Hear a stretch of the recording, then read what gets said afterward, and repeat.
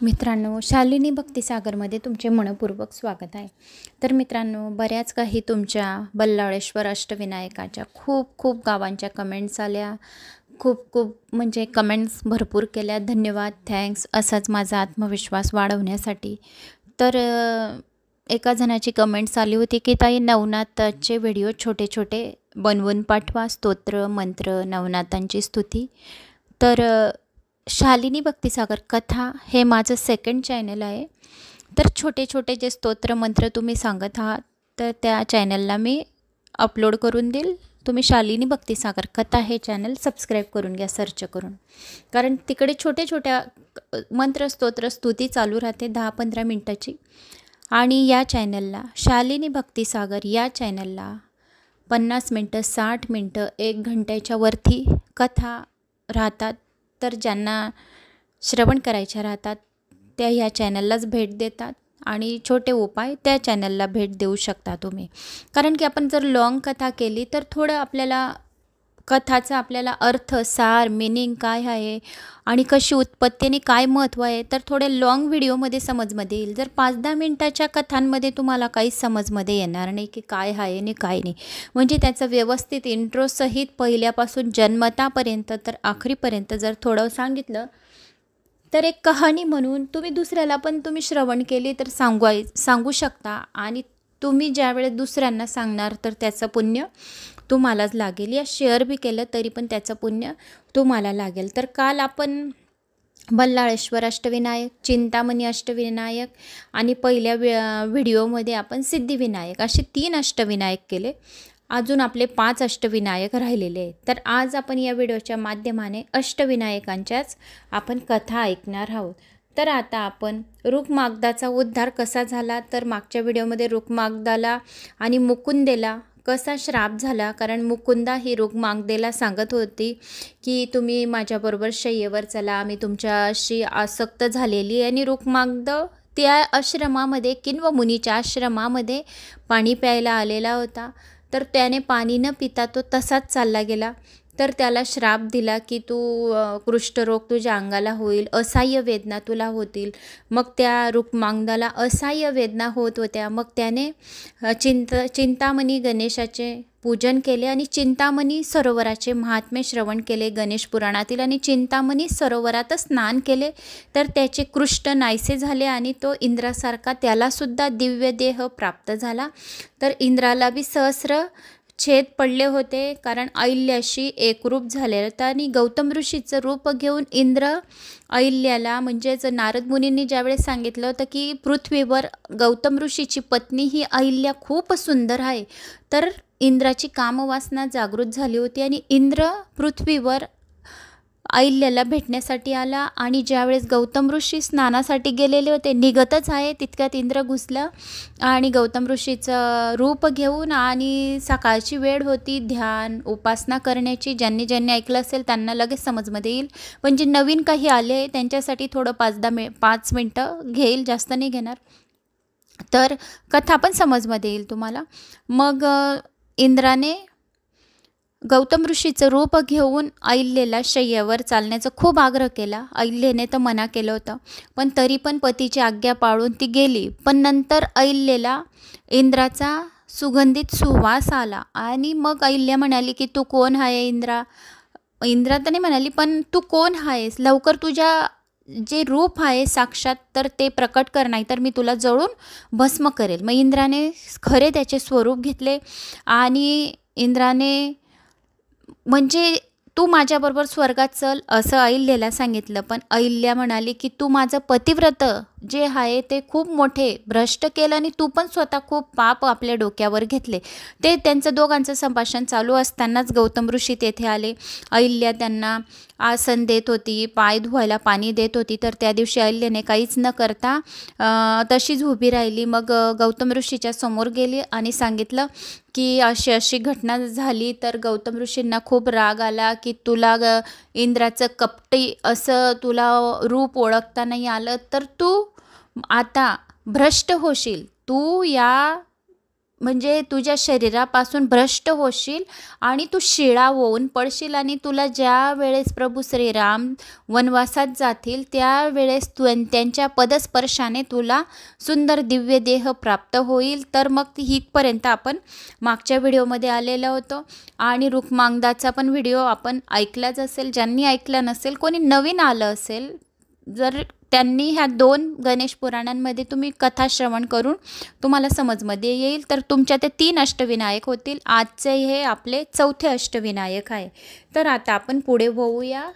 कोणी चॅनलला नवीन आलं असेल, लाल बटनवर सबस्क्राईब करा, ऑलवर क्लिक करा, जास्तीत जास्त जणांना शेअर करा. कुठून कोणत्या गावाहून तुम्ही माझा हा व्हिडिओ ऐकत आहोत, आपल्या गावाची कमेंट्स नक्की करा. आपल्या मुलांच्या प्रगतीसाठी, आपल्या मुलांच्या सर्व इच्छा कामना पूर्ण होण्यासाठी गणेश पुराणांचं नुसतं श्रवण मात्रे सर्व पापे जळून भस्म होतात. ब्रह्महत्येसारखी मोठमोठी पापे जळून भस्म होतात आणि गणेश लोकाची प्राप्ती होते.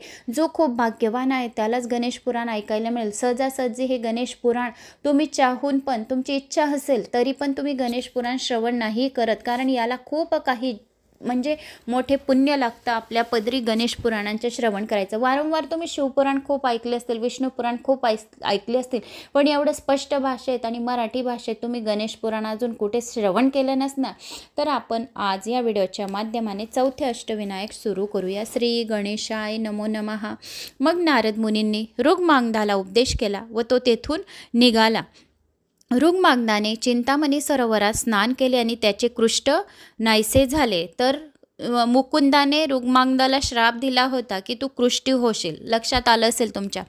तर आता मग रुक्मांगदाने त्या सरोवरामध्ये, चिंतामणी सरोवरामध्ये स्नान केलं आणि त्याला दिव्य देह प्राप्त झाला. मग नारद मुनींनी रुक्मांगदाला उपदेश केला व तो तेथून निघून गेला. तितक्यात रुक्मांगदाचे सैन्य त्याला शोधत शोधत त्याच्याजवळ आले. त्याला बघून सैन्याला आनंद झाला, पण त्याचे शरीर कुष्ठ रोगग्रस्त झाल्याने त्यांना फार वाईट वाटत होते. असे कशाने झाले असेल असे सैनिकांनी विचारल्यावर कुमाराने सर्व घडलेली हकीकत सांगितली की मी त्या ठिकाणी गेलो होतो पाणी पिण्यासाठी.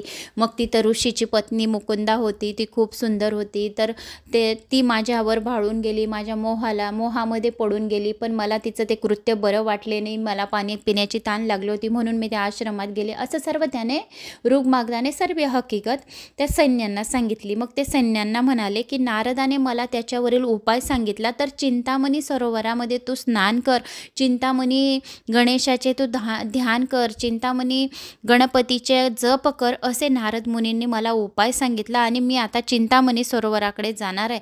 तुमची येण्याची इच्छा असेल तर तुम्ही पण माझ्याबरोबर चला. आपण सर्वजण तिथे जाऊन स्नान करू, पवित्र होऊ, आपल्या राज्यात जाऊ.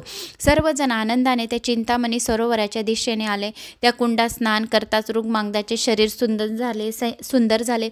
सैनिकांनीही तेथे स्नान केले. त्यांचे शरीरसुद्धा पवित्र आणि सर्व पापे जळून भस्म झाली आणि सुंदर झाले. रुक्मांगदा आता श्री गणेशाचे स्मरण करतच होता. ओम चिंतामणी गणपतीयै नमः, ओम चिंतामणी गणपतीयै नमः, ओम चिंतामणी गणपतीयै नमः, असे रुक्मांगद त्या मंत्राचा सकाळ संध्याकाळ जप करू लागला. ज्या घरात चिंतामणी या मंत्राचा, ओम चिंतामणी गणपतीयै नमो नमः या मंत्राचा 108 वेळा जप केला जातो, तिथे कुठलेही रोग राहत नाही आणि त्या घरात पॉझिटिव्ह ऊर्जा राहते. मग नंतर रुक्मांगदाने गजाननाचे स्मरण करतच होता. तितक्यात आकाशाच्या दिशेने 2 विमाने आली आणि त्यांच्यात 2 देवदूत खाली उतरले. रुक्मांगदाला त्याने नमस्कार केला. तेव्हा त्यांना त्या दूतांना येण्याचे कारण विचारले. ते म्हणाले, तू गणेशाची मनापासून पूजा केल्याने गणेश तुमच्यावर प्रसन्न झाला आहे, त्यासाठी त्यांनी ही 2 विमाने तुमच्यासाठी पाठवली, तुम्हाला घेऊन येण्यास आम्हाला सांगितले. तर आपण आता गणेश लोकामध्ये जाऊया, असे त्या गणेश लोकातून देवदूत आले होते. त्यांनी या रुक्मांगदाला सांगितले. मग त्यावर रुक्मांगद म्हणाला, मला तुमच्याबरोबर येता येणार नाही. मी गणेशाची भक्ती केली, त्यांनी माझ्यासाठी ही विमाने पाठवली, त्याबद्दल मी आभारी आहे, कृतज्ञ आहे. परंतु मला माझ्या राज्यात गेले पाहिजे, तिथे माझे आईवडील माझी वाट बघत असतील, त्यांचा उद्धार केल्याशिवाय मी तुमच्याबरोबर गणेश लोकामध्ये येऊ शकत नाही. हे ऐकून देवदूत म्हणाले, तुला जर तसं वाटत असेल तर त्यांच्यावरच तू या तीर्थात स्नान करून त्यांना पुण्य दे, म्हणजे त्यांचाही उद्धार होईल आणि मग त्यांना पण विमान घेऊन येईल. जो कोणी गणेश पुराणाचं श्रवण करतो, जर काही संकट समयी या कुठल्या अडीअडचणमध्ये असतील, या काही पितर नरकात आहेत, या पितृदोष आहे घरामध्ये, तर तुम्ही तुम्ही तुमचं गणेश पुराणाचं पुण्य आपल्या पितरांना देऊ शकता, या जो व्यक्ती आजारी आहे त्याला देऊ शकता, या ज्यांना इच्छा पूर्ण नाही होत आहे तर गणेश पुराणाचं पुण्य आपण त्या लोकांना देऊ शकतात. तर हातात पाणी घ्यावं, गंगाजल घ्यावं, या हातात पाणी घ्यावं, मंत्र बोलावं, आपलं गोत्र बोलावं, आपले नाव बोलावे, ज्याला ते पुण्य पाहिजे त्यांचं पण नाव बोलावं, तामणामध्ये पाणी सोडावं आणि गणपती बाप्पाला प्रार्थना करावी की हे पुण्य मी याला देत आहे, त्याच्या या इच्छा पूर्ण कर, या त्याचा तो रोग नाहीसा कर, या तो व्यक्ती आजारापासून मुक्त कर, या त्याचा उद्धार कर, त्याला त्या पापांपासून मुक्ती कर, या त्याला संतान नाही तर संतान प्राप्ती कर, या त्याला धन नाही धन प्राप्ती कर, त्याला घर नाही त्याला घर प्राप्ती कर, अशी तुम्ही गणपती बाप्पाला प्रार्थना करू शकता. आपले जे आपण गणेश पुराण आपण श्रवण केलेले आहे तर आपल्या मुलाबाळांसाठी, नवऱ्यांसाठी, आपल्या आईवडिलांसाठी या कोणाहीसाठी तुम्ही गणेश पुराणाचे श्रवण करून ते पुण्य तुम्ही देऊन त्यांचा उद्धार करू शकता, त्यांच्या मनातल्या इच्छा कामना पूर्ण करू शकता. आता मी हे गणेश पुराण वाचलेलं आहे तर माझा मुलगा आहे, मुलगी आहे, तर मी हे गणेश पुराणाचं पुण्य मी माझ्या मुलींना दोघांना त्यांच्या ज्या वेळेस नंबर कुठे लागायची जरूरत आहे या कुठं त्यांचं लागत नाही आहे कुठे कॉलेजमध्ये या, तर त्यावेळेस मी हे माझं पुण्य माझी मुलगी डॉक्टर अक्षदा प्रवीण लोहार गोत्र वशिष्ठ MDSसाठी गव्हर्मेंट कॉलेज भेटो गणपती बाप्पा, तर हे माझं पुण्य मी माझ्या मुलीला डॉक्टर अक्षदाला मी हे पुण्य देत आहे. तर तुम्ही माझं हे पुण्य स्वीकारून तुम्ही त्यांची मदत करा आणि तिला या संकटामधून सोडवा आणि तिला या MDSच्या नीटच्या एक्झाममध्ये नीट क्रॅक करून टॉपवर येऊन 1 नंबरने पास करा, असं हे माझं पुण्य मी माझ्या मुलीला. माझा मुलगा B फार्मसीमध्ये भोपाळमध्ये इंडस्ट्रीमध्ये मेडिकल इंडस्ट्रीमध्ये कंपनीत मोठ्या शिकत आहे, तर मी माझं हे पुण्य तो अजून मोठ्या पोस्टवर जाओ, तर हे पुण्य मी माझ्या आयुष प्रवीण लोहार गोत्र वशिष्ठ मी माझं हे गणेश पुराणाचं पुण्य मी माझ्या मुलाला देत आहे. तर तुम्ही माझ्या मुलासाठी मदत करा. हे गणपती बाप्पा माझ्या मुलींची प्रगती करा, माझ्या माणसाला दीर्घ आयुष्य द्या, खूप त्यांना शक्ती द्या आणि ते जिथे जातील तिथे त्यांना यश कीर्ती मान सन्मान विजय प्राप्त हो. जिथे पण ज्या कामामध्ये ते हात टाकतील त्या कामात त्यांना यश येवो आणि माता लक्ष्मी सदैव माझ्या माणसाच्या हृदयामध्ये विराजमान राहो. हे गणपती बाप्पा मी हे गणेश पुराणाचं पुण्य मी माझ्या पतीला माझ्या मुलाबाळांना देते आणि आमचा परिवार सर्व जिकडे तिकडे आमची जेवढी फॅमिली आहे एवढी मोठी फॅमिली सर्वांना सुखी ठेव, सर्वांवर जे काही संकट वगैरे असेल ते काही सर्व तू दूर कर आणि त्यांची रक्षा कर. तू विघ्नहर्ता आहे, तू संकटांचा दाता आहे, तर तुला मी शरण आलेली आहे असे बोलून तुम्ही तुमचं पुण्य जसं मी माझ्या फॅमिलीसाठी मागितलं तसं तुम्ही तुमच्या फॅमिलीसाठी या कोणासाठी तुम्हाला पाहिजे असेल तर तुम्ही त्याच्यासाठी हे पुण्य तुम्ही देऊ शकता. हे गणपती बाप्पा माझी मामबहीण सुनीता जगदीश लोहार ही व्हेंटिलेटरवर आहे आज 4 दिवसापासून, तर तुम्ही हे माझं गणेश पुराणाचं पुण्य माझं नाव शालिनी प्रवीण लोहार गोत्र वशिष्ठ, तर तिला व्हेंटिलेटरवर ठेवलेलं आहे, ती खूप आजारी आहे, तर तुम्ही तिला या संकटापासून या आजारापासून सुटका करा आणि माझ्या बहिणीला तुम्ही जीवनदान द्या. 5 प्राण जे आहेत ते 5 प्राण तुम्ही तिच्या जीवन ज्योतीमध्ये तिच्या हृदयामध्ये ज्योत भरून तिला जागृत करा आणि तिला नवीन जन्म द्या. तर माझी बहिणीला तुम्ही जी आजारी पडलेली 5 दिवसापासून ती बेशुद्ध पडलेली, तिने एक अन्नाचा दाणा नाही घेतला आणि तिला कोम्यामध्ये गेलेली व्हेंटिलेटरवर ठेवलेले, तर तुम्ही तिला बरी करा अशी गणपती बाप्पा माझी तुम्हाला कळवळीची विनंती आहे आणि तिला लवकर परत सुखरूप घरी येऊ द्या. माझं हे पुण्य गणेश पुराणांचं, देवी भागवत पुराणांचं, शिवपुराणांचं, हरिवंश पुराणांचं जे पुराणं मी जेवढे शालिनी भक्तिसागरवर टाकलेले तर तिच्या जीवन ज्योतीसाठी तिच्या प्राणासाठी हे पुण्य तुम्ही द्या आणि तिला जागृत करा. ही माझी गणपती बाप्पा हे विनंती तुम्ही स्वीकारून करून घ्या. मी तुम्हाला दंडवत प्रणिपात प्रणाम करून सांगत आहे की तुम्ही तिला परत तिचं घर संसार सुखी करा. ही माझी गणपती बाप्पाला विनंती आहे, कारण माझ्या जियाजींना दिसत नाही आणि ती व्हेंटिलेटरवर आहे. आज तिचे 2 मुलं आहेत तर तिचं घर आजच उघडं पडेल. तर प्लीज गणपती बाप्पा तुम्ही माझी ही कृपा मी तुमच्या पुढे पदर पसरवून सांगते की तिला त्या व्हेंटिलेटरवरून तिला चांगलं बेशुद्ध आहे तर तिला चांगले शुद्धीवर आणा आणि पलंगाला लात मारून ती घरी येवो अशी तुम्हाला माझी प्रार्थना आहे. तर मी हा जो दिवा लावते भगवान भोले शिवाला, भगवान शिवाला, महादेवाला प्रार्थना करते. महामृत्युंजय मंत्र आणि शिवलीला अमृताचा जो 11वा अध्याय मी रोज मंदिरात येऊन तुमच्याजवळ वाचून जात आहे, तर तो तिच्यासाठीच वाचत आहे गणपती बाप्पा आणि भगवान शिव. तर तुम्ही माझे हे जे पुण्य आहे हे शिवलीला अमृताच्या 11व्या अध्यायाचे गणेश पुराणांचं, तर तुम्ही तिला जीवन ज्योती देऊन तिला घरी आणवा, तिचे प्राण वाचवा असे तुम्ही प्रार्थना तुमच्यासाठी पण करू शकता, जशी मी तुम्हाला माझ्या यांची मी सांगितली. खरोखरच माझी बहीण मामबहीण आहे, ती कल्याणला आहे, तर ती व्हेंटिलेटरवर आहे 4 दिवसापासून. तर ती अचानक बेशुद्ध पडली. चालता चालता तिला अटॅक आला, पॅरालिसिस अटॅक. तर ती 5 दिवस झाले अजून शुद्धीवर आलेली नाही आहे. तर प्लीज तिला व्हेंटिलेटरवरून बाहेर काढा आणि तिला जीवन ध्यान द्या. जर तुम्ही खरं सच्चे भगवान आहे, जर माझी श्रद्धा आणि विश्वास खरं आहे, मी जर खरोखर तुमच्या मनापासून पुराण श्रवण करते, यात मी बाहेर लोकांपर्यंत हे पुराण माझे पोचवते, जर मी श्रद्धा विश्वासाने पोचवत असणार तर तुम्ही तिला जीवनदान द्या, हेच माझं गणपती बाप्पाला प्रार्थना आहे. तर तुम्ही असं आपलं पुण्य तुमच्या फॅमिलीला देऊ शकता, जशी मी तुम्हाला आता सांगितलं. मग त्यांनी त्यांचे पुण्य रुक्मांगदाने त्याच्या आईवडिलांना गणेश पुराणाच्या तीर्थाचे, गणेश पुराणाचे श्रवणाचे, गणेश पुराण श्रवण करून त्यांनी रुक्मांगदाने सुद्धा त्याच्या आईवडिलांना ते पुण्य दिले आणि त्यांच्या आईवडिलांचा सुद्धा उद्धार झाला. त्यावर रुक्मांगदाने दर्भाच्या 2 प्रतिमा तयार केल्या. त्याच्यापुढे बसून तो मंत्र उच्चारू लागला आणि म्हणाला, हे पुत्र कुशा आहेस, तुला ब्रह्मदेवाने सृष्टी निर्माण करताना सुरुवातीलाच तुला बनवलेलं होतं. हे पुत्र कुशा आहेस, तुला ब्रह्मदेवाने सृष्टी निर्माण करताना सुरुवातीलाच तुला बनवले आहे, म्हणून तुला स्नान घालतो. ज्यांना समोर ठेवून तुझी प्रतिमा केली आहे त्यांचा उद्धार हो.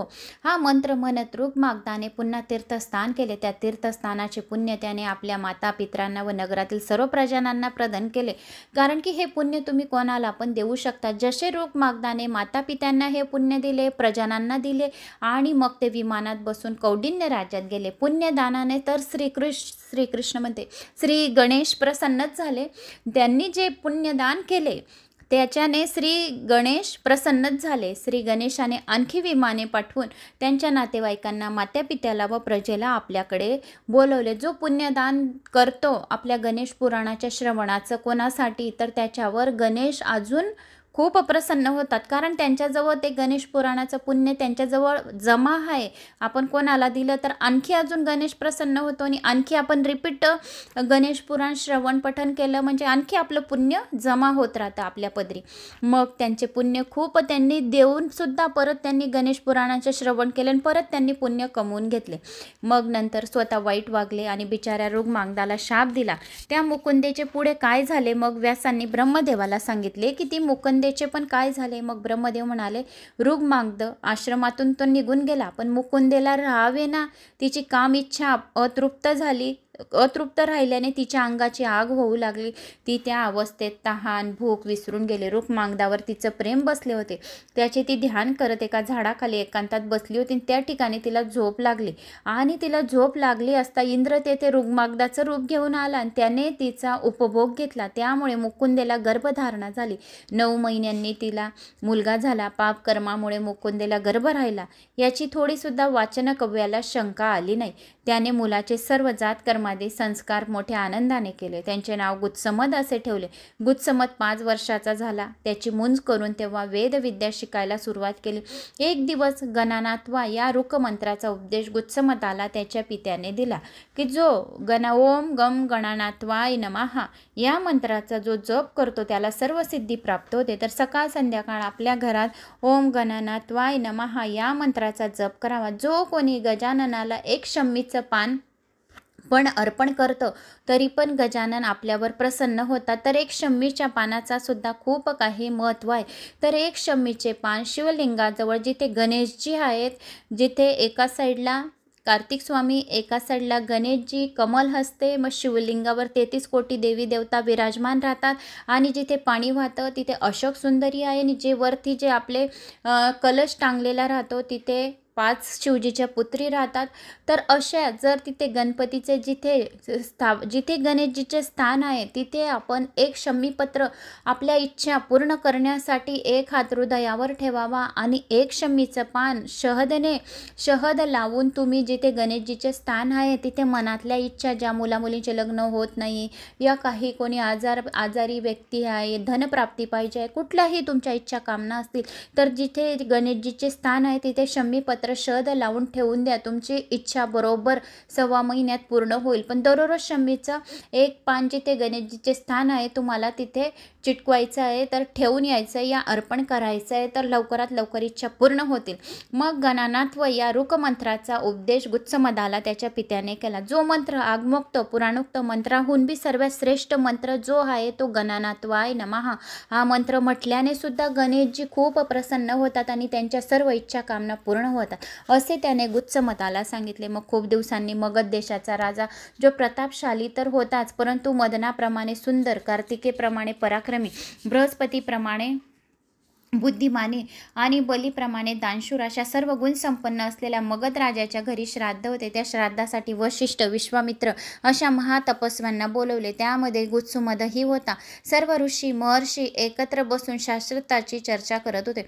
गुत्समदाने ही चर्चेत भाग घेतला. तो मोठ्या गर्वाने चर्चा करत होता. गुत्समदी ऋषींना सर्व गर्व झाला होता, पण त्याचे बोलणे मध्येच थांबून अत्री ऋषींनी निषेध केला आणि अत्री म्हणाले, गुत्समदा जास्त बोलू नकोस, तू ऋषींचा मुलगा नाहीस, मुळीच नाही, तू रुक्मांगद राजाचा मुलगा आहेस, हे वाचन कव्याचा औरस पुत्र नाहीस, हे तुला माहीत आहे का? आमच्याशी बरोबरी करू नको आणि तू आपल्या आश्रमात परत जा बरं. गुत्समद अगदी रागाने लालेलाल झाला. क्रोधाशयाने तो थरथर कापू लागला.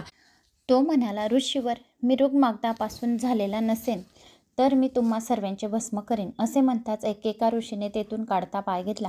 तेथून तडक तो मुकुंदे जवळ आला आणि रागाने कडाळला. तू दुष्ट माता आहेस, सांगा मी कोणापासून झालो? मला अगदी खरं खरं सांग, नाही तर मी शापेने तुलाच भस्म करून टाकेन, असे त्या मुलाने आपल्या आईला सांगितले. ते ऐकून मुकुंदा अत्यंत घाबरली, थरथर कापू लागली. नंतर तिने सर्व घडलेला प्रकार गुत्समदाला सांगितलेला. ते ऐकून क्रोध अग्नीने भडकून तो मातेला म्हणाला, मी तुला शाप देतो, दुराचेनी तू काटेरी बोर होशील. बोरीला पुष्कळ फळे लागतील, परंतु तिला कोणीही हात लावू शकणार नाही. बोरीला खूप काठे राहतील. हे ऐकून मुकुंदलाही फार राग आला. ती म्हणाली, गुत्समदा, कशीही असली तरी मी तुझी आई आहे आणि तुला तर माता ही पूजनीय आहे ना, मग तू मला शाप कसा देऊ शकलास?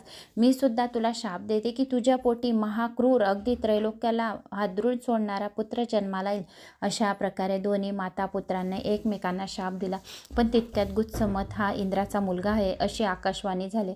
मुकुंदला शाप दिल्याने ती लगेच बोर झाली आणि त्यानंतर गुत्समद जड अंतकरणाने दुःखी होऊन तपश्चर्याला निघून गेला. आणि मग वरद विनायकाची कथा.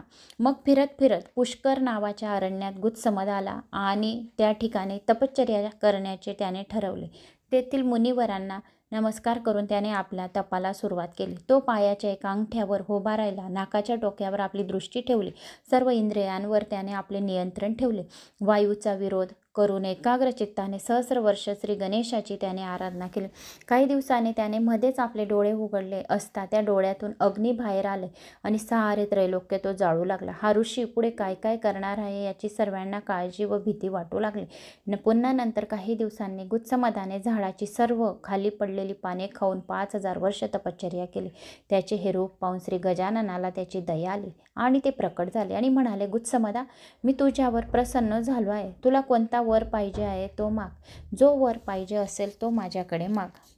समोर गणेशाला पाहून त्याला खूप आनंद झाला. त्याने गजाननाला नमस्कार केला व म्हणाला, हे देवादिदेवा, 84 योनी फिरल्यानंतर मला हा मनुष्य देह मिळाला आहे.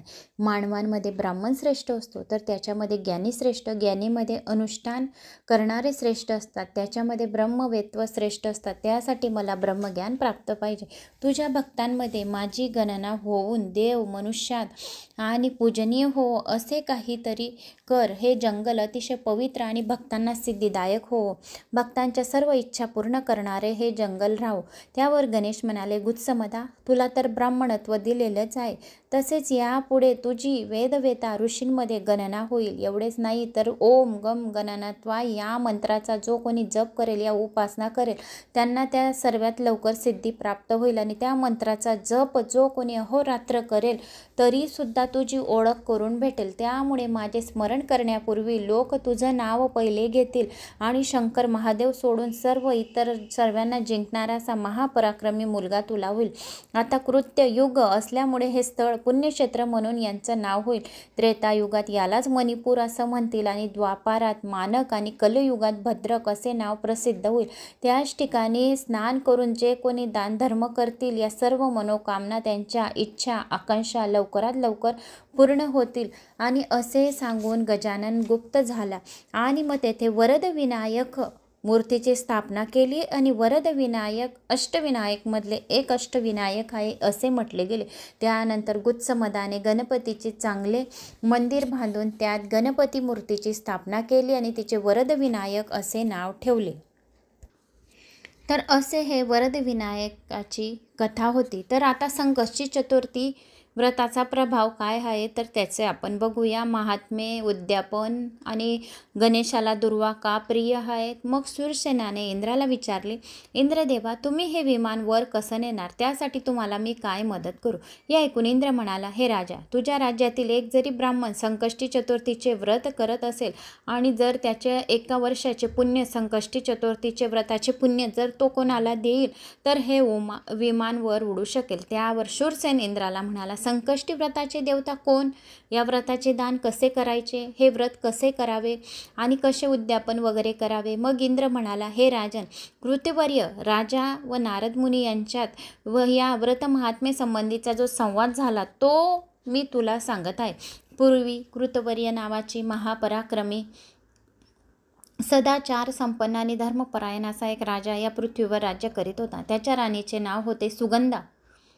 त्याच्याकडे खूप संपत्ती होती, सुखात लोळत होता. तो राजा एवढे असूनही पोटी पुत्र नसल्याने तो दुःखी होता. शेवटी त्याने आपल्या प्रधानांकडे सर्व राज्य सोपवून त्याला न्यायाने राज्य कारभार व प्रजेचे पालन करण्यास सांगितले. आणि कृतवर्य व त्याची पत्नी दोघंही जंगलात तप करण्यासाठी निघून गेले. वनात झाडांची गळालेली पाने व हवा खाऊन ते अतिशय क्रुद्ध झाले. त्या दोघांची ही अवस्था बघून नारद पितृलोकात कृतिवर्य राजाच्या पित्याची भेट घेण्यास गेले आणि त्यांना भेटून नारद म्हणाले, तुझा मुलगा व सून पुत्रप्राप्तीसाठी झिजून गेले आहेत. आज मरतील की उद्या मरतील अशी त्यांची अवस्था झाली आहे. पण त्यांना मुलगा झाल्यावर मात्र त्यांचा जीव वाचणार आहे.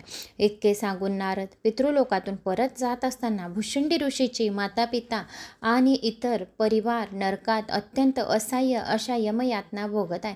त्यांना असे दिसले. त्यांनी भुषुंडीकडे येऊन त्यांना त्यांच्या आईवडिलांचा वर्तमान सांगितला. हे ऐकून भुषुंडीस खूप वाईट वाटले. क्षणभर ते डोळे मिटून विचार करीत बसला. त्याने ते डोळे उघडले.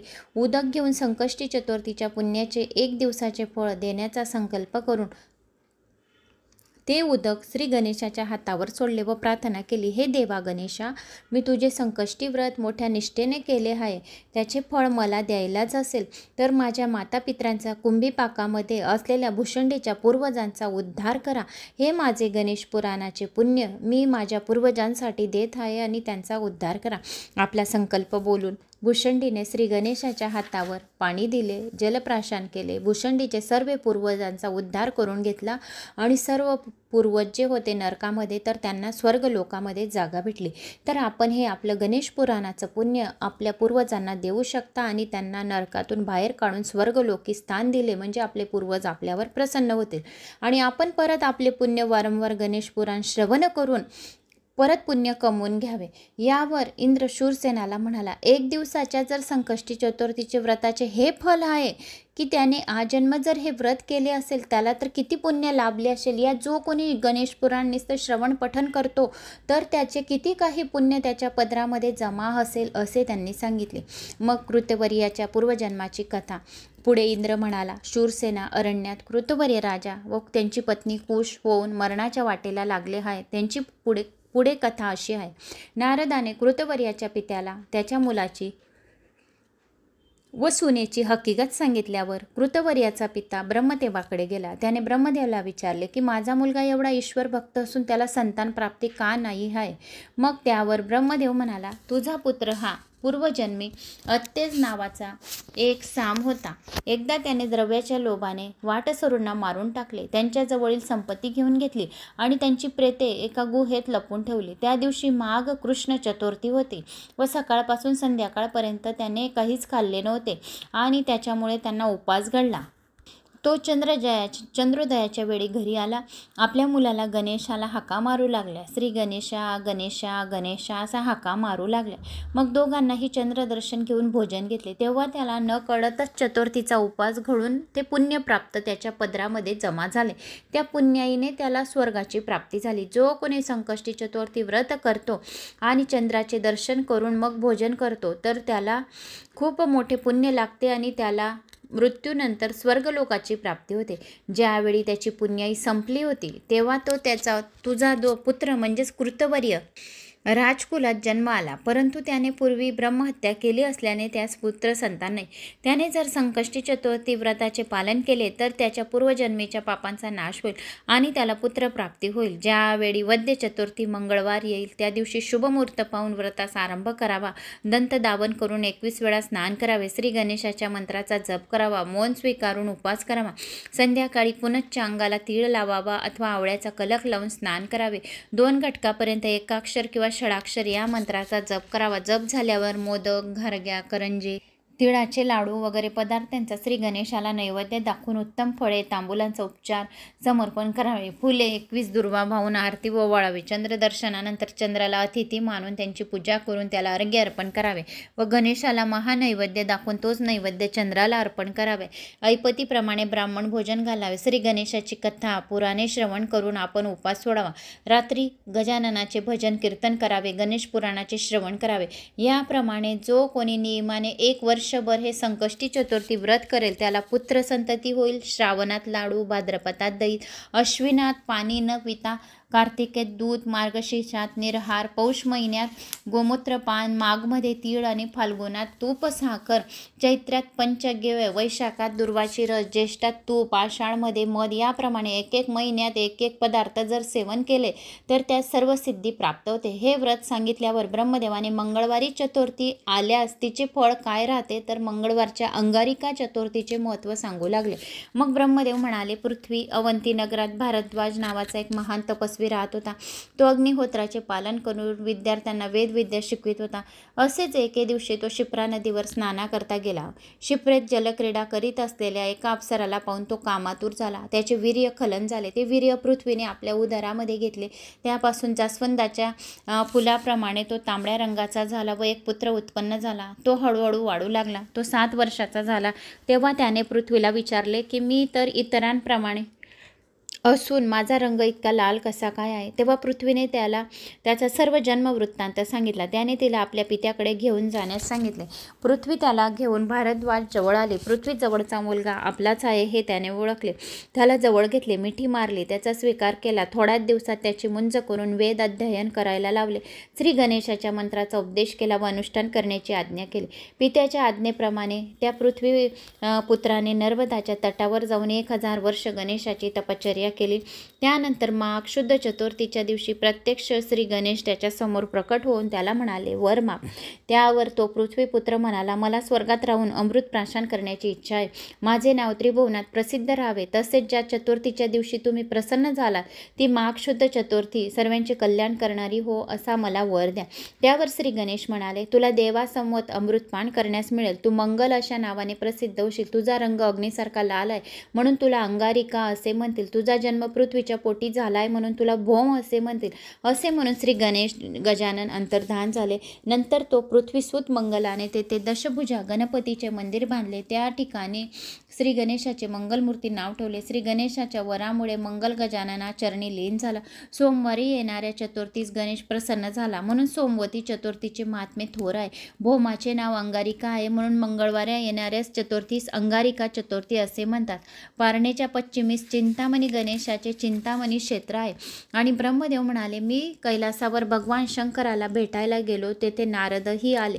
त्यांनी शंकराला एक फळ अर्पण केले. ते फळ आपल्याला मिळावे म्हणून दोन्ही शंकरसूत कार्तिक गणेश भगवान भांडू लागले. शंकरांना प्रश्न पडला, नक्की हे फळ कोणाला द्यावे? त्यावेळी त्यांनी मलाच विचारले. मी ते कार्तिकेला द्यावे असे सांगितले. म्हणून शंकराने ते फळ कार्तिकेस दिले. परंतु झाले काय की गणेश माझ्यावर रागवला. मी पुन्हा माझ्या निवासस्थानी निघून गेल्यावर सृष्टी निर्मितीचे कार्य सुरू करत असताना गणेश उग्र रूप धारण करून आले. मला घाबरू लागले. मी घाबरलो आहे असे वाटल्यावर चंद्राला मोठी गंमत वाटली.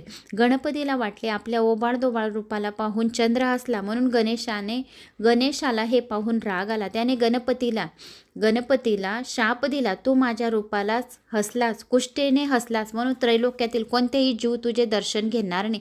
जे कोणी तुझे दर्शन घेतील त्यांना महापातक लागेल. असा शाप देऊन श्री गणेश निघून गेला. गणपतीने चंद्राला श्राप दिला की जो कोणी तुझं दर्शन घेईल किंवा तुझे दर्शन घेतील तरी त्यांना महापातक लागेल. मग गणेश तेथून निघून गेल्यावर चंद्राचे पूर्वीचे शांत शीतल स्वरूप नाहीसे होऊन त्याला मलिन असे स्वरूप प्राप्त झाले. त्यामुळे चंद्र लाजेने लपून बसला. गणेशाच्या शापेमुळे सर्व झाले आहे हे सर्व देवांना समजले होते. आता त्यांना खूप वाईट वाटले. मग सर्वजण मिळून श्री गणेशाकडे गेले आणि चंद्राला दिलेला शाप मागे घ्या म्हणून विनवू लागले. तेव्हा श्री गणेशाला त्यांची कीव येऊन त्याने चंद्राला शाप दिला. भाद्रपद शुद्ध चतुर्थीच्या म्हणजेच गणेश चतुर्थीच्या दिवशी चंद्राचे दर्शन घेईल त्याच्यावर खूप मोठे संकट येईल. म्हणून भाद्रपद शुद्ध चतुर्थीच्या दिवशी गणेशाचे दर्शन घेणे वर्जित आहे. हा शाप ऐकल्यावर सर्व देवांना आता खूप आनंद झाला. सर्वांनी श्री गणेशाची प्रार्थना केली व आपल्या आपल्या ठिकाणी निघून गेले. नंतर त्यांनी चंद्राला बोलावून त्याला एकाक्षर मंत्राचा उपदेश केला. तप करण्यास सांगितले. चंद्र गंगेच्या दक्षिण तीरावर आला. तेथे एक उत्तम स्थान पाहून तप करू लागला. एकाक्षर मंत्राचा जप करता करता 12 वर्ष निघून गेली आणि प्रत्यक्ष श्री गणेश त्याच्या समोर प्रकट झाला आणि त्याला म्हणाला, हे चंद्रा, मी तुझ्यावर प्रसन्न झालो आहे. तुला पूर्वीचे सुस्वरूप प्राप्त होईल. वद्य चतुर्थीच्या दिवशी तुझं दर्शन घेतल्याखेरीज माझी पूजा पूर्ण होणार नाही. पण भाद्रपद चतुर्थीच्या दिवशी मात्र जो कोणी तुझं दर्शन घेईल त्याला माझा शाप लागेल. चंद्रा, तुझे एक कोर मी भूषण म्हणून माझ्या मस्तकी धारण करतो. आजपासून शुद्ध द्वितीयेला लोक तुझं प्रेमाने दर्शन घेतील. श्री गणेशाच्या आशीर्वादाने चंद्राच्या मलिनपणा नाहीसा झाला आणि तो पूर्ववत दिसू लागला. चंद्राने गंगेच्या पश्चिम भागात गणेश मूर्तीची स्थापना केली आणि तो मूर्तीच्या मस्तकावर चंद्रकला असल्यामुळे तिला भालचंद्र असे नाव प्राप्त झाले. त्या स्थानाला सिद्धिक्षेत्र असे नाव पडले. तर अशा या गणपतीच्या संकष्टी चतुर्थीचे महात्म्य होते, तर ते मी तुम्हाला सांगितले. आता गणेशाला दुर्वा का आवडतात? एकदा कृतिवर्याने गणेशाला दुर्वा अतिशय प्रिय का आहेत याचे कारण मला सांगावे असा प्रश्न ब्रह्मदेवाला पडला. ब्रह्मदेव म्हणाले, दक्षिणेत जाम नावाचे एक शहर होते. त्या शहरामध्ये एक क्षत्रिय राहत होता. तो अतिशय गुणी व श्रीमंत होता. त्याचे नाव सुलभ व त्याच्या पत्नीचे नाव होते सुमद्रा व ती धर्मपरायण आणि महान पतिव्रता होती. तिने आपल्या पतीचे मन जिंकले होते. एके दिवशी ज्याच्याकडे फाटकी मलिन वस्त्र धारण केलेला दरिद्र ब्राह्मण भिक्षा मागायला आला. मधुसूदन त्याचे नाव. तो ब्राह्मणाला वाटेल सुलभ आपल्याला बघून हसत आहे म्हणून त्याने रागाच्या भरात त्याला शाप दिला की तू बैल होशील आणि लोक तुला नागराला जोडून भरपूर कष्ट करून घेते. ब्राह्मणाची ती शापवाणी ऐकून समुद्रा म्हणजेच त्याची बायको फार दुःखी झाली. आपल्या पतीचा काहीच गुन्हा नसताना त्याला शाप दिला म्हणून ती चिडून समुद्रेने सुद्धा त्या अतिथी ब्राह्मणाला शाप दिला की मूर्ख माणसा, तू माझ्या पतीला काहीही अपराध नसताना शाप दिलास तर मीही तुला शाप देते की तू सर्व प्राण्यांमध्ये मूर्ख असा गाढव होशील. मग हा समुद्राचा शाप ऐकून तो ब्राह्मण जास्त संताप झाला आणि एक स्त्रीने ब्राह्मणास शाप द्यावा असे वैषम्य वाटून त्याने समुद्रेला शाप दिला. तू स्त्री असून ब्राह्मणास शाप दिलास म्हणून तू दरिद्री व अमंगल अशी चांडाळीण होशील. बरेच दिवस गेले. शापामुळे सुलभ बैल झाला. मधुसूदन गाढव झाला. समुद्रेस चांडाळी योनी प्राप्त झाली आणि पावसाळ्यात एक दिवशी ती चांडाळीण फिरत फिरत गावाच्या दक्षिणेस असलेल्या श्री गणेशाच्या मंदिराजवळ आली. त्या दिवशी भाद्रपदातील चतुर्थी असल्याने मंदिरात मोठा उत्सव होता. चांडाळींनी एक निवाऱ्याची जागा शोधली. मंदिराजवळ एक जागा शोधली व त्या ठिकाणी शेक घेण्यासाठी तिने लाकडे व गवत गोळा केले. लाकडे पेटवण्यासाठी विस्तव पेटवला. तेव्हा ती विस्तवावर फुंकर मारत असताना दुर्वेचा एक अंकुर वाऱ्याने उडाला आणि तो गणेशाच्या मूर्तीवर जाऊन पडला. तितक्यात त्या ठिकाणी तो शापित गाढव बैलही तेथे आला. त्याने गोळा केलेली हरळी खायला सुरुवात केली. ती कोणी खायची यात वाद सुरू झाला. दोघंही एकमेकास लाथा मारू लागले. बैल गाढवाला शिंगे मारू लागला तर गाढव लाथा मारू लागला. असा दोघांचा धिगाणा चालला असताना त्याच्या तोंडातील हरळीची दुर्वा श्री गणेशाच्या मस्तकी जाऊन पडल्या. त्यामुळे गणेशाला फार आनंद झाला. रात्र झाल्यावर देवळात सामसूम झाली. हाडाळणीची भूक लागली. काही तर खायला मिळेल या आशाने कोणासही न कळता ती देवळात आली आणि भक्तांनी देवाला समर्पित केलेले खाद्यपदार्थ खाऊ लागली. तिच्या पाठोपाठ ते पाठ गाढव व बैलही मंदिरात आले व पूजाभक्षण करू लागले. त्यांची गडबड ऐकून मंदिरात झोपलेले लोक जागे झाले व त्यांनी तिघांना पकडून चांगले मारले व ते तिघही मंदिराच्या बाहेर वेदनेने विव्हळत पडले. तशाच अवस्थेत त्यांनी मंदिराला एक प्रदक्षिणा घातली. श्री गणेशाची मूर्ती या अपवित्र प्राण्यामुळे विटाळली म्हणून त्यांनी पहिल्या पूजेचे विसर्जन करून दुसरी पूजा आरंभली. अर्धमेल्या अवस्थेत असलेल्या त्या तिघांना पाहून गणेशाला त्याची करुणा आली. त्याच्यामुळे आपणास दोनदा पूजा मिळाली हे लक्षात घेऊन त्या तिघांचा उद्धार करावा असे गणेशाने मनात योजले. गणेशाने त्यांना विमानातून गणेशलोके नेण्याची आज्ञा आपल्या दूतांना केली. तेव्हा ते गणेशदूत त्या तिघांना विमानातून नेत आहे हे पाहिल्यावर मंदिरातील भक्तांनी त्या तिघांना गणेशलोकी नेण्याचे कारण काय असा प्रश्न दूतांना केला. तेव्हा ते म्हणाले, या तिघांनी कोणतं पुण्याचं काम केलेलं आहे ते आम्हाला सांगा, म्हणजेच ते पुण्य आम्ही संपादन करून श्री गणेशाला संतुष्ट करू आणि मोक्षही मिळू. मग गणेशाचे दूत त्यांना म्हणाले की एकदा नारद इंद्राला भेटवयास स्वर्गात गेला असता दुर्वाचे महात्म्य काय आहे असे इंद्राने त्यांना विचारले आणि मग तेव्हा नारद त्यांना एक कथा दुर्वाची सांगू लागले. पूर्वी कौंडिन्य नावाचा एक ऋषी त्याच्या स्तवावर नगराजवळ राहत होता. त्याच्या आश्रमाशेजारी मोठे सरोवर होते. त्या सरोवराकाठी कौंडिन्य ऋषींनी श्री गणेशाच्या मूर्तीची स्थापना केली. मूर्तीला रोज दुर्वा वाहून तिची पूजा करू लागले. तेव्हा त्यांची पत्नी आश्रया म्हणाली, श्री गणेशाला दुर्वा का आवडतात हो? त्यावर कौंडिन्य ऋषी दुर्वाचे महात्म्याची कथा सांगू लागले आणि फार पूर्वी यमाने खूप मोठा उत्सव आपल्या यमलोकात साजरा केला. त्या ठिकाणी तिलोत्मा अप्सरा नृत्य करीत होती. तिचे नृत्य पाहून यम तिच्यावर लुब्ध झाला आणि तेव्हा यमाच्या तेजापासून तिलोत्मेला एक राक्षस पुत्र झाला. तो आपल्या डोळ्यातील अग्नीने सर्व धरती जाळू लागला. यमलोकातील सर्व लोक भयभीत होऊन भगवान विष्णूकडे गेले आणि ते विष्णूची स्तुती करू लागले. त्यावेळी विष्णूने त्यांना त्या राक्षसाचा वध श्री गणेशाच्या हातून होणार आहे तेव्हा श्री गजाननाकडे तुम्ही जा असे सांगितले. मग विष्णूसह सर्व जीव गणेशाकडे आले. ते त्याची स्तुती करू लागले. तेव्हा गणेशाने बालरूप धारण केले. तो म्हणाला, अंडलासुराला कसं मारायचं ते मी तुम्हाला सांगतो. तेवढ्यात अंडलासूर 10 दिशात जाळत जाळत तेथे आला. तेव्हा त्या सगळ्यांची तेथून पलायन केले. बाल गणेश मात्र हास्यवदनाने अंडलासुराकडे पाहत न पाहत तेथेच थांबला. मग कौंडिन्य ऋषी पुढे सांगू लागले की जेव्हा अंडलासुराला गणेशाजवळ आले तेव्हा त्यांच्या नेत्रातील अग्नीने समुद्र कोरडा पडला. पृथ्वीही डळमळू लागली. तेव्हा बाल गणेशाने अंडलासुराला गिळून टाकले. त्यामुळे गणपतीच्या सर्व अंगाची आग होऊ लागली. त्यावर शीतल काहीतरी लावायला पाहिजे म्हणून सर्व देव धावले. त्यांनी बाल गणेशाच्या शरीराची आग कमी होण्यासाठी त्यांच्या मस्तकावर चंद्राची स्थापना केली म्हणून त्याला भालचंद्र असे नाव पडले. ब्रह्मदेवाने गणेशाला सिद्धी आणि बुद्धी या नावाच्या आपल्या 2 कन्या अर्पण केल्या म्हणून पंख्याने वारा घालू लागला. विष्णूने आपल्या हातातील कमळ त्याला अर्पण केले आणि गणेशाला पद्य पाणी असे नाव पडले. वरुणाने उदकाचा अभिषेक केला तरीही त्याचा शांत देह झाला नाही हे पाहून शंकराने सहस्र मस्तक असलेल्या नाग गणेशाला अर्पण केला म्हणून त्याला व्यालोपधर असे नाव प्राप्त झाले. शेवटी 88 सहस्र मुनींनी 21 दुर्वाची एक एक जोडी करून गणेशाला वाहिली. तेव्हा कुठे गणेशाचा देह शांत झाला. म्हणून गणेश म्हणाला की मला अनेक उपाय करून माझा देह शांत झाला नाही, पण ज्याने दुर्वाची जोडी मला अर्पण केली त्याच्याने माझा दाह शांत झाला म्हणून मला दुर्वा अत्यंत प्रिय राहील. जो मला दुर्वा अर्पण करेल त्याला अश्वमेघ यज्ञ केल्याचे पुण्यफळाची प्राप्ती होईल. एवढे बोलून बाल गणेश गुप्त झाला. तेव्हापासून अंडलासुराचा प्रशमन केला म्हणून गणेशाला काला नल प्रशमन असे नाव मिळाले आणि त्या ठिकाणी एक सुंदर देवालय बांधून श्री गणेशाची मूर्तीची स्थापना केली. तेव्हापासून त्याला विघ्नहर असे नाव रूढ झाले आणि वरद विनायक मूर्तीची स्थापना केली म्हणून वरद विनायक अष्टविनायक तेथे झाले आणि गणेशाला तेव्हापासून दुर्वा अतिशय प्रिय प्रिय राहू लागल्या, म्हणून या दुर्वाचे महात्म्य असे होते. तर हे संपूर्ण माहिती मी तुम्हाला या व्हिडिओच्या माध्यमाने दिली आहे. तर मला अशी आशा आहे की तुम्हाला माझा हा व्हिडिओ आवडला असेल. आवडल्यास एक लाईक करा, चॅनलला सबस्क्राईब करा. कुठून कोणत्या गावाहून तुम्ही माझा हा व्हिडिओ ऐकत आहोत आपल्या गावाची कमेंट्स नक्की करा. जय श्री गणेशा. शेअर करायला विसरू नका.